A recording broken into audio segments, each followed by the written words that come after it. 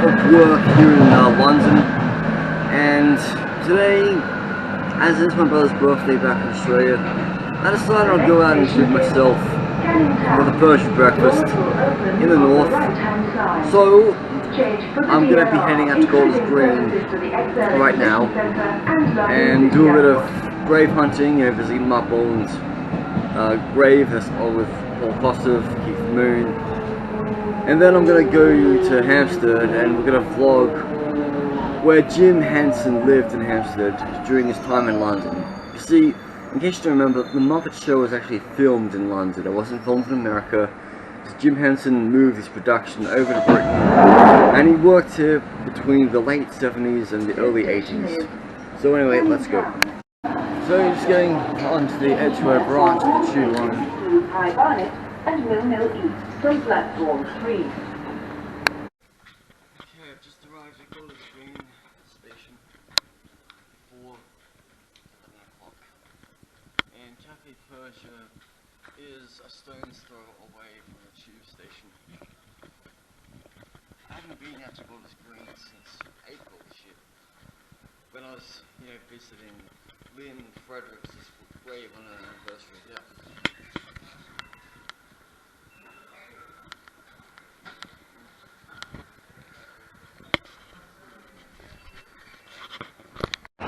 There it is, Cafe Persia. What? No zoom on my camera? Oh my goodness. So, I just had a really tasty Persian breakfast, as you can see with the previous photograph. And this is at Cafe Persia, comes with Persian tea.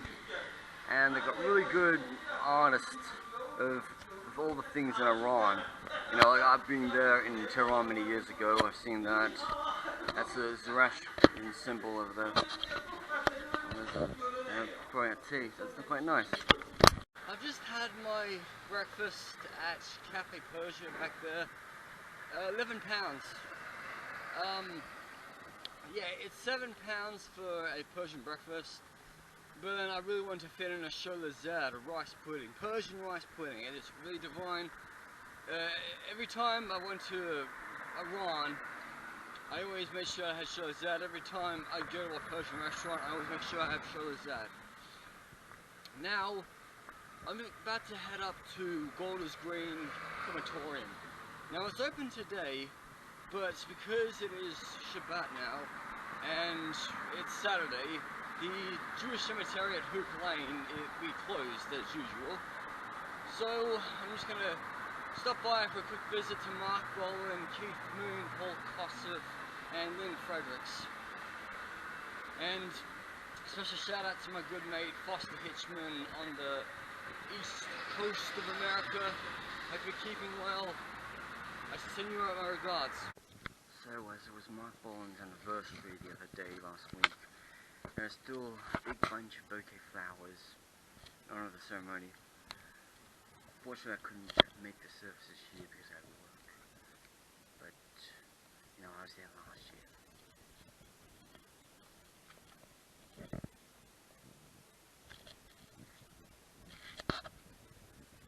And there's these plaques.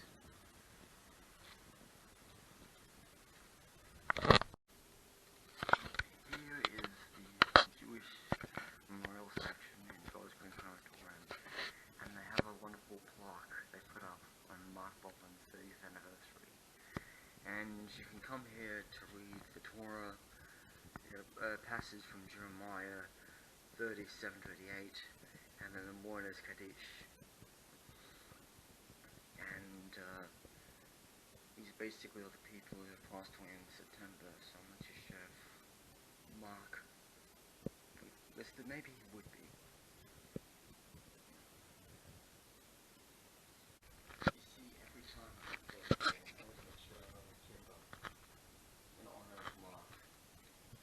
And I always wear this whenever I go to see Joe Collins' dad, Joe Collins, who was born in South Africa in 1982 and emigrated to the United Kingdom as a baby because his parents were, entertaining the British during the Boer War. Now we're coming up to the section where Mark Boland is buried with his parents, and yep, the flowers are still fresh from last week.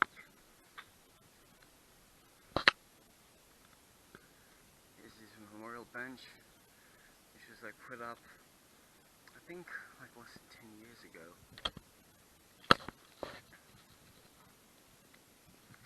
Born Mark Field, born to Boogie, 30th of September 1947.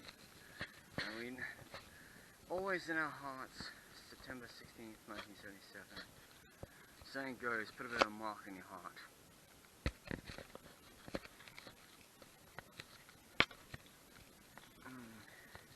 Yep. And as I always say, the fans always leave glitter. They always leave glitter in honor of Mark.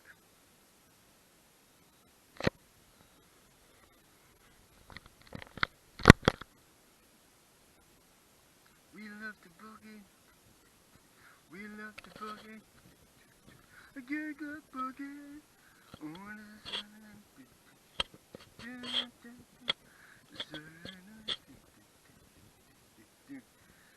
it on.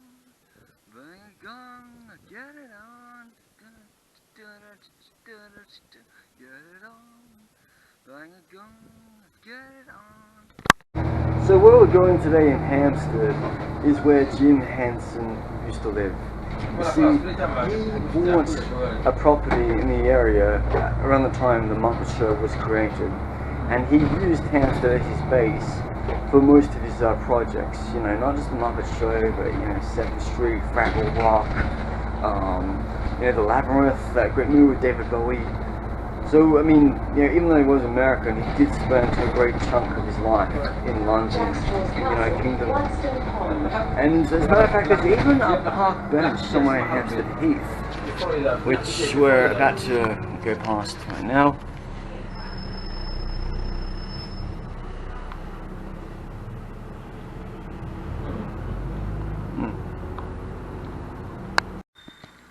I've arrived at Hampstead Heath now. And I'm just waiting for the traffic light to turn green so I can go get some like afternoon tea at Le Gaff. Really nice Italian restaurant in this part of London. I've only been there once, over 12 months ago. It's run by a nice guy called Lorenzo, and his father is Italian and his mother is Cypriot, or Greek Cypriot. And they both immigrated to the United Kingdom and fell in love in a London restaurant, and then all of a sudden they opened up Le Gaff, and their son Lorenzo runs it now. Oh my god, it's raining. You see, when I first came to Hampstead, like December 2016, I always thought, man, what a posh part of London. And my father had a lot of things to do around this area because he used to live in Highgate, not far from here. But, you know, Hampstead has had a lot of, you know, famous residents. I mean, look, that pub over there, King William the Fifth? No, sorry, for the Fourth. Leonard Cohen used to go there when he, like, lived in London. And also, like, Leonard Cohen lived around the corner from here when he came to London in the 1950s, and he was only there for a short period of time because he thought, oh, the weather is quite bad here. And he ended up going to Greece on the advice of a banker. But today, it's all about Jim Henson.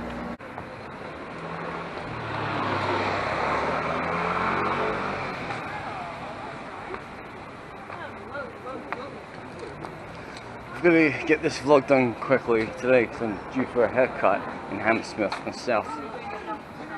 And I only go to Hammersmith for a haircut because I like the service there.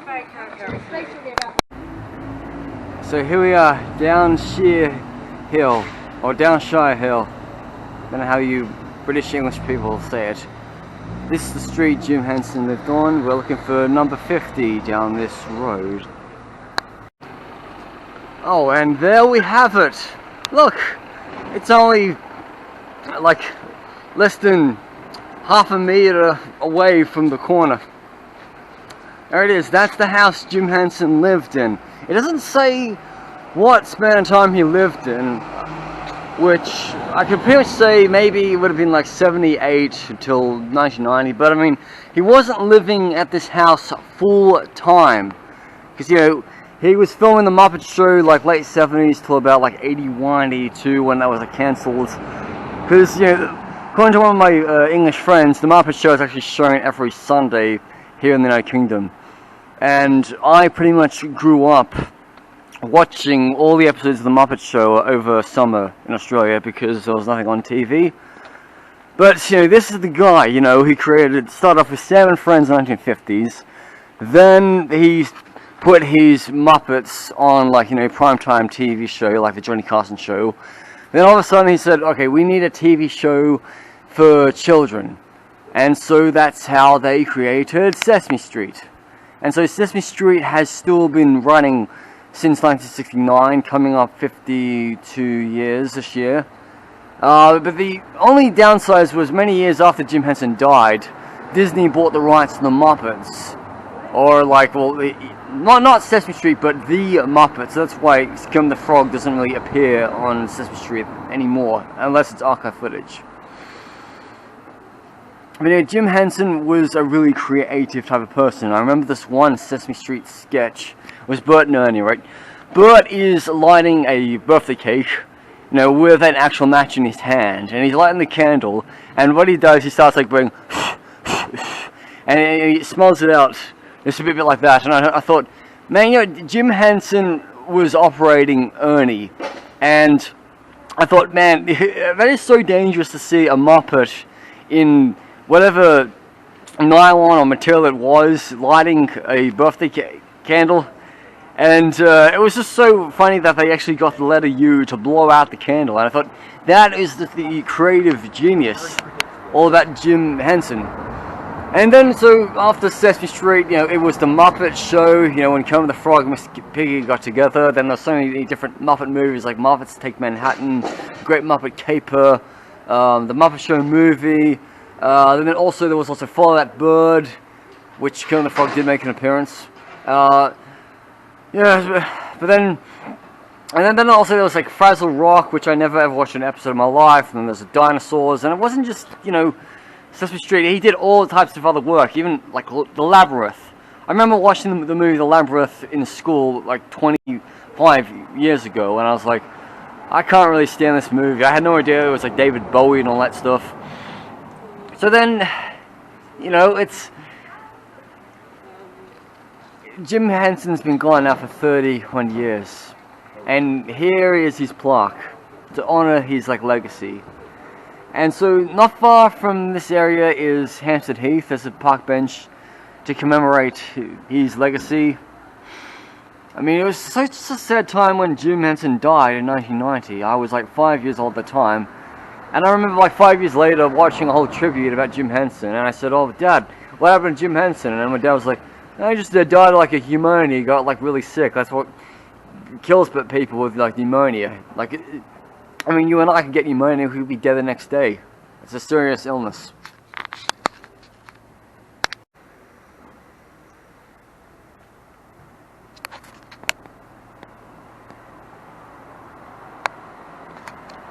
So, that concludes the end of my vlog on Jim Henson's house. I hope you enjoyed seeing where the legendary Muppeteer used to live. Give it a thumbs up, a like, subscribe. I'll see you in the next video. This is Martin the Metalhead here. I'm over and out.